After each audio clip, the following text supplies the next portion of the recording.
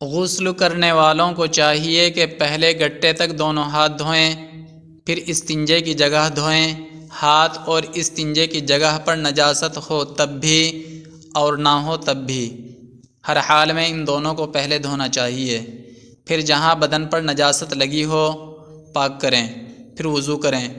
اور اگر کسی چوکی یا پتھر پر غسل کرتے ہو تو وضو کرتے وقت پیر بھی دھو لیجئے، اور اگر ایسی جگہ ہے کہ پیر بھر جائیں گے اور غسل کے بعد پھر دھونے پڑیں گے تو سارا وضو کریں مگر پیر نہ دھوئیں۔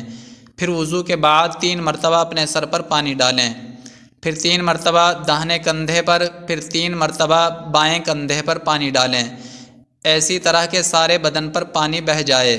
پھر اس جگہ سے ہٹ کر پاک جگہ میں آئیں اور پھر پیر دھوئیں، اور اگر وضو کے وقت پیر دھو لیے ہوں تو اب دھونے کی حاجت نہیں۔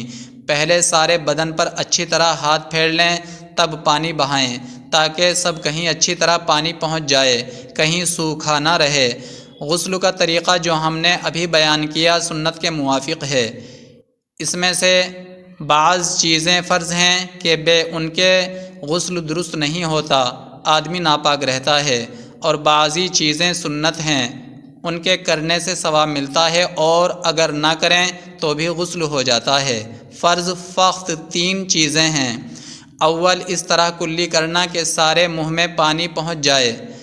دوسرے، ناک میں پانی ڈالنا جہاں تک ناک نرم ہے۔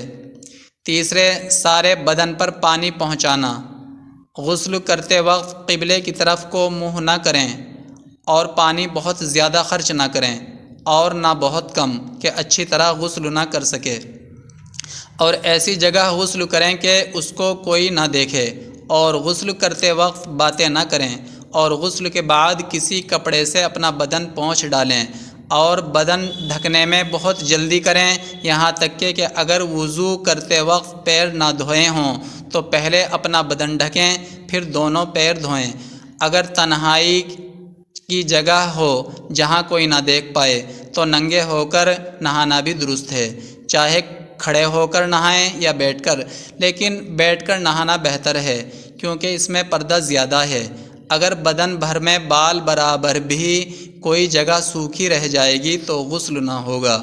اسی طرح غسل کرتے وقت کلی کرنا بھول گئے یا ناک میں پانی نہیں ڈالا تو بھی غسل نہیں ہوگا۔ کان اور ناک میں بھی ضرور پانی پہنچانا چاہیے، پانی نہ پہنچے گا تو غسل نہ ہوگا۔ دوستوں، آپ ہمارے اسلامک مفتاحی چینل کو سبسکرائب کریں، ویڈیو کو لائک اور شیئر کریں۔